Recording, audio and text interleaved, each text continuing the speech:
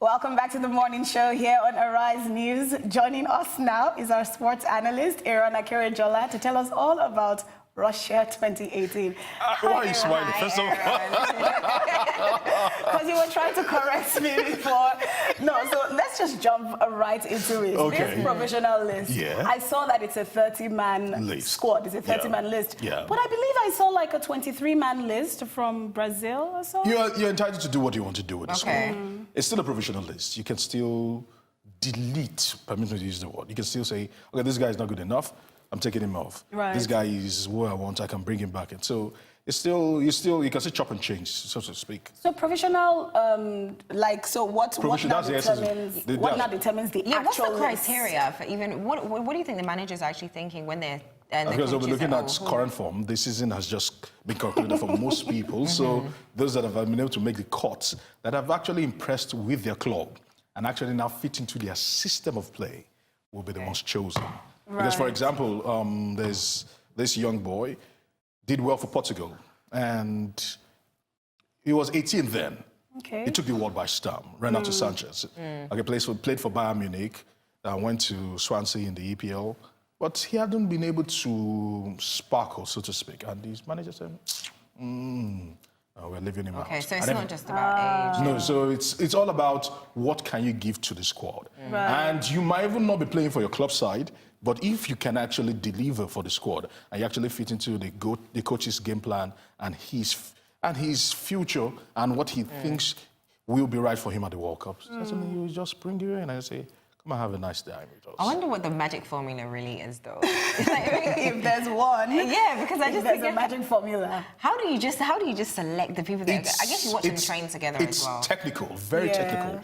It's not just the coach alone. The coach, his backroom staff, he has to talk to his goalkeeper manager. He has to talk to his, maybe if he has a defensive manager, for example, he'll talk to his assistants, he'll talk to the FA, what do the FA want? So he'll talk to the FA, he'll talk to the team doctor, because the team doctor will have to assess that, okay, this player is fit now. For example, Neymar, one of the biggest names going to the World Cup. He's injured right now, but he was included in the list because the team doctor said maybe he should be fit for the World Cup. For the World Cup. And it's Neymar, so. Exactly.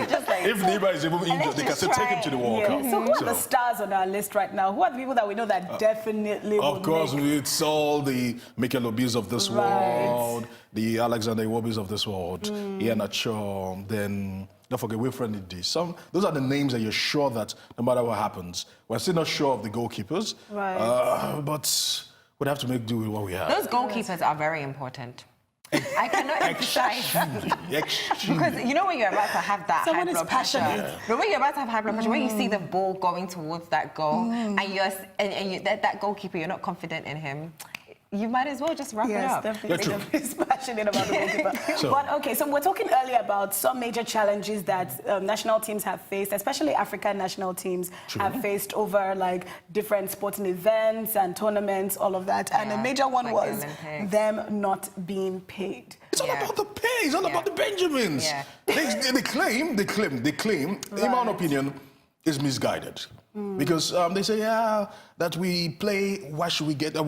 We've played, we should get paid. But I said to myself that the World Cup is the biggest platform in the world.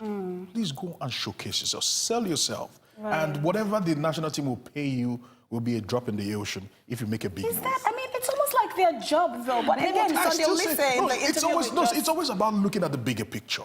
For example, we are talking about Sunday Olise right now. He said now that when they were, they actually treated it like a recruitment into the army because they saw that they could not go to war, you know. So this was their own, national. See, exactly, because we are talking about Sunday Olise right now. The legacy he's actually left behind, what he had done. We keep talking about these egos because they were looking at the bigger picture. They were virtually unknown, where none of them would have ever dreamt to have been before. And they find themselves there is to utilize it. But it's always about the money. For example, the Ghanaian national team, unfortunately for them, they're not going to the World Cup. It was a very, very sorry sight of guys literally counting money they were playing a game this afternoon. The early hours of the afternoon, the president had to fly in his private jet $3 million. For the Ghanaian national team. Because they say that if they don't see the money, they are not playing. They're going to boycott the... And some of them, you saw them, they were not actually doing like the Arab Star friends. They were holding the money to their ears. I'm not joking. The pictures are everywhere. Again, let's look at the Ghanaian national team. A lot of them are from Ghana, right? They home-based players. So, no, a lot of them were handful were from Ghana. Some of them are from other parts of. Some of them have gone far. Michael Essien, for example. I'm sure one of the reasons, actually, why they said that they had to fly the money over. Look at that. Kissing the money. I say, yes, I've got to pay. One of the reasons why they said they had to fly the money over was because most of the players didn't actually have local accounts, accounts in Ghana. But even at that, I was saying the bigger picture. Picture. Are their counterparts being paid? So are the England squad being paid? Yes, they are. Okay, so why is it that so African teams must just settle for the platform? Because it's almost like doing an internship. These players, and a lot of them are actually international players. Like they play for clubs. Yeah. So if they're being paid and if they're injured at this playing for Nigeria, and they go back home and they say, oh well, you can't play now because you're injured. I understand that. Where you're coming from, completely, in an ideal situation, we should not be talking like this. But I always try to look at the bigger picture. It's just like someone just fresh out of college, for example, going into a media house and they tell them, okay, come and intern. You don't expect to be paid. So you're talking about that's going to be a big... Aaron, I think, honestly, I'm going to disagree with you because this is supposed to be like a job. These are people bringing glory. These are people bringing glory. See how we are still talking about this? Did you say work experience? Aaron, really? No, work experience. Really? You cannot quantify work experience. You cannot quantify work experience. Monetarily. Winning the World Cup for your country. For example, if you had won the World Cup, for example, your name will be engraved in gold for life. But David Beckham's name is engraved and he got paid. Thank you. But this is Africa. Okay, it happened to Nigeria. It happened to Nigeria at the 2014 World Cup. They too insisted, although pictures didn't come out like the Ghanaians did, but they too insisted that they were going to get, if they don't get paid, because they were supposed to play against France that afternoon, and they said at 3 a.m., some of them were still counting dollars. 4 a.m. they were still counting dollars. They were counting, ensuring that the money was going to be that $1 was not going to be left behind. I said, so you were even giving them more work. Basically, they were giving more work to stay up whilst the others were sleeping, catching them. And trying to focus on the game. And they went into that game. No, but they had already been paid. See, their counterparts had already been paid, so those ones didn't even have time to get money because it's in their account. See, the truth is this. So, although, okay, we must commend the NFF. At this point, I must say, at least this time around, what they have done is that they've actually mapped out a sharing formula. They've told the players, this is what you get. This is what you get. What is bringing about the issue is, the whole problem is this. At the end of the World Cup, FIFA gives every attendee, every country that is coming, $8 million. Oh, wow. Yes.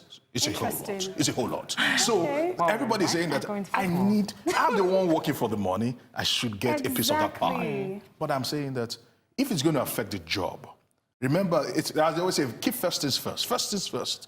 You're here to play, not for the money. The reason why the money is there is because you are fit to play. If you are injured, you will not play at the World Cup. And you will not be paid. We're supposed to collect that $8 million if we're supposed to be doing internship. Aaron, I mean, look, let's not get personal. Everybody here, I mean... I hope it doesn't happen again. Exactly. I hope it doesn't happen again. You know this happened with Cameroon as well. Yeah, Cameroon, it got so bad that 2 players went on the field of play. And instead of fighting your opponent, as you would rightly see, Bernard Aserekota used to play for Tottenham Hotspur, was fighting his own player. On the field? On the field of play, and they were almost throwing blows. Oh, wow. That's one of the teammates, they had to be settling them. And on the field of play. So what caused this fight? What's this about? We're not sure, but it's all a spill of. It doesn't get worse than that for any country. Crazy stuff we get to see. Crazy stuff we get to see from Africans. Always painting Africa like we're suffering.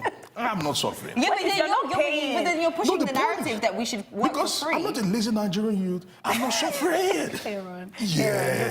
You've taken this to another direction. So the point question, do they deserve to be paid or not? Yes, they deserve to be paid. Okay. But you and I know that we all live in a broken system. So if you don't get paid, you should still do the job. Just do the job. the bigger picture. I think J.J. Okocha couldn't have said it any better. Because when these things were going on, he made a very profound statement that the national team will never make you rich. Simple. How many times you play in the national team? How many times you play with the national team? If you do well with the national team, because the side of eyes will be at the World Cup. Yeah. If you perform well, you could get something that you would eat for the rest of your life. Mikel Obi, for example. Yeah. It was tournaments like this. Yeah. He went to Under-20 World Cup, and the next thing he found himself, Manchester United almost wanted to kill themselves for him. Chelsea went for him, and he was made. I think he earned about £75,000 every week for 10 years before he left Chelsea. But everybody cannot get that opportunity. The point is, if he had fought and he didn't go far, we understand. 75,000 every week for 10 years. No, I understand your point, but the fact of the matter is that they deserve to be paid. But I understand that it's a platform. For someone saying people should not get paid, you're excited about money. I'm excited. The point is, I'm excited about what will become if you do well. But will that be everybody's story? For those who will never make it to the Premier League, can they at least get money from their country? Yeah. Can they at least get money at home? There should be there should be a minimum. There should be actually something. This is what happens. This is how I see it.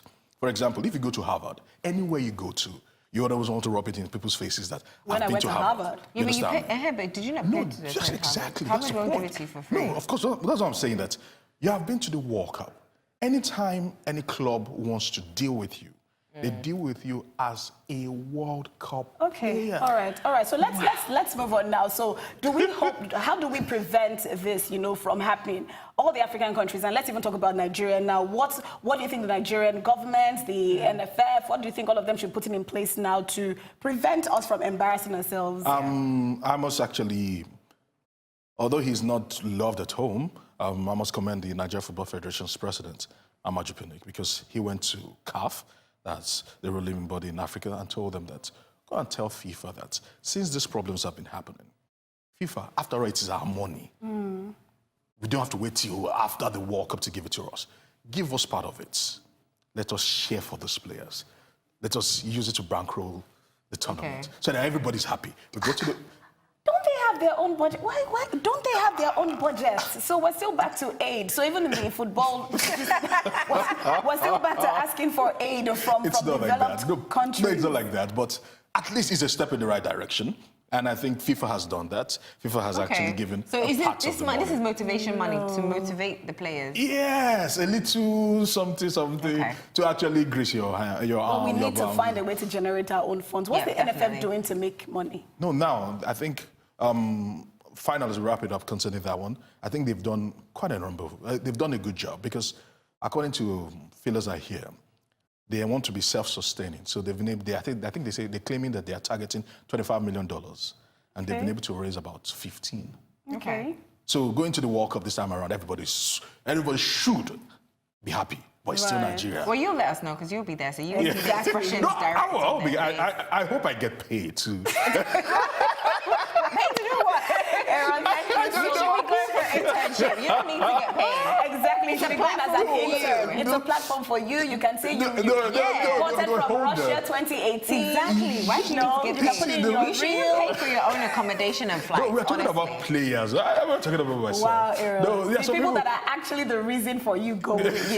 No, because they are getting, I always feel that they are getting the best deals out of everything. They're getting a great deal. That's why we're going to be taking pictures in Russia, Aaron. Yeah. Aaron, you're not winning this. Thank you so much. We really hope they get paid. We really definitely. I'll be rooting for them to get paid. It's time now. They will be paid this time around. It's time now for a short break on the morning show. When we return, CEO of Student Accommodate, Abayomi Onosoya, will be here with us. Don't go away.